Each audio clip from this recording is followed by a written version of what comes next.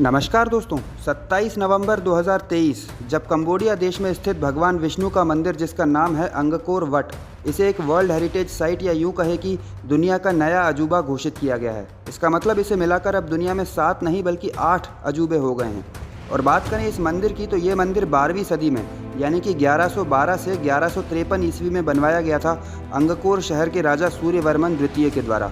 और इतना ही नहीं, आपको ये जानकर हैरानी होगी कि ये मंदिर दुनिया का सबसे बड़ा मंदिर भी है, जो कि लगभग 163 हेक्टेयर यानी कि 402 एकड़ ज़मीन पर फैला हुआ है। अब आप में से कुछ लोग ये सोच रहे होंगे कि कंबोडिया का एक्चुअल रिलीजन तो बुद्धिज़्म है, तो फिर हिंदू मंदिर वहाँ कैसे बना। तो यहाँ ये बताना ज़रूरी है दोस्तों कि 15वीं शताब्दी तक कंबोडिया का एक्चुअल रिलीजन हिंदुइज़्म ही था, लेकिन 15वीं शताब्दी के बाद वहाँ जैसे जैसे बौद्ध धर्म बढ़ता गया तो आज के समय पर वहाँ का मेन रिलीजन बौद्धिज़्म हो गया है।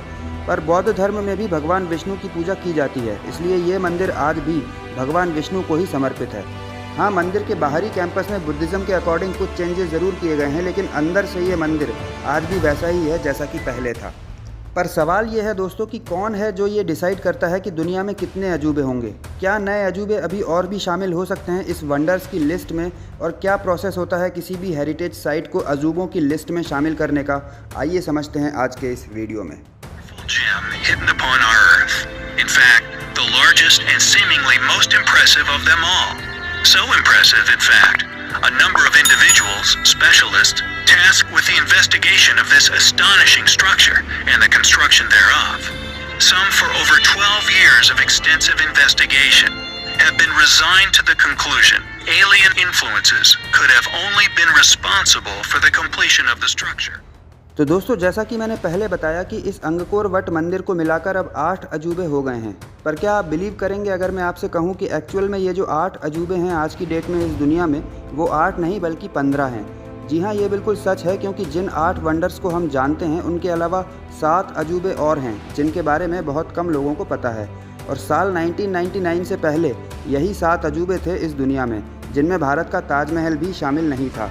एक्चुअली ये 7 अजूबे प्राचीन यानी कि ancient 7 wonders of the world कहलाते हैं, जिसमें गीज़ा का great pyramid, hanging gardens of Babylon, Ephesus में आर्टेमिस का मंदिर, ओलंपिया में ज्यूस की मूर्ति, हेलिकार्नासस में समाधि, रोड्स के कोलोसस और लाइट हाउस ऑफ अलेक्जेंड्रिया शामिल हैं, जिन्हें 5वीं शताब्दी में फारसी, बेबीलोन और इजिप्ट यहाँ से गुजरने वाले हेलेनिक पैसेंजर्स द्वारा चुना गया था। ये सभी पैसेंजर्स एक्चुअल में हिस्टोरियंस भी थे, और क्योंकि उन्हें लगता था कि सभी हेरिटेज साइट्स स्पिरिचुअल सिग्निफिकेंस और परफेक्शन को रिप्रेजेंट करती हैं, इसलिए इन साइट्स को 7 वंडर्स की लिस्ट में डाला गया। इसके अलावा ग्रीक हिस्टोरियन हेरोडोटस, इन्होंने भी इसके बारे में अपनी किताबों में लिखा है। और जैसा कि मैंने पहले बताया कि साल 1999 तक इन्हीं 7 हेरिटेज साइट्स को 7 वंडर्स ऑफ द वर्ल्ड माना जाता था। लेकिन जैसे जैसे वक्त गुजरता गया, लोगों की सोच और चुनाव करने का नतीजा भी बदला, और इसी वजह से यूनाइटेड नेशंस की एक पैरेलल बॉडी, जिसे हम यूनेस्को भी कहते हैं, और स्विट्ज़रलैंड की एक कंपनी न्यू 7 वंडर्स फाउंडेशन, इन दोनों ने मिलकर साल 2001 में दुनिया की 200 हेरिटेज साइट्स को चुना, और ऑनलाइन वोटिंग के ज़रिए, जिसमें पूरी दुनिया से लगभग 100 मिलियन लोगों ने वोटिंग की, और 7 नए अजूबों को फाइनलाइज किया, जिन्हें modern 7 wonders of the world कहा गया। और 7 जुलाई 2007 को नए 7 वंडर्स अनाउंस किए गए, जो थे great wall of China, Roman Colosseum जो कि इटली में है, माचू पिच्चू पेरू में, पेट्रा जॉर्डन में, ताजमहल इंडिया में, क्राइस्ट द रिडीमर की प्रतिमा ब्राज़ील में, और चिचेन इत्ज़ा पिरामिड जो कि मैक्सिको में है।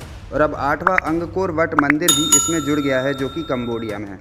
और अब बात करते हैं कि कैसे और किन फैक्टर्स पर इन हेरिटेज साइट्स को चुना जाता है लिस्ट ऑफ 7 वंडर्स के अंदर।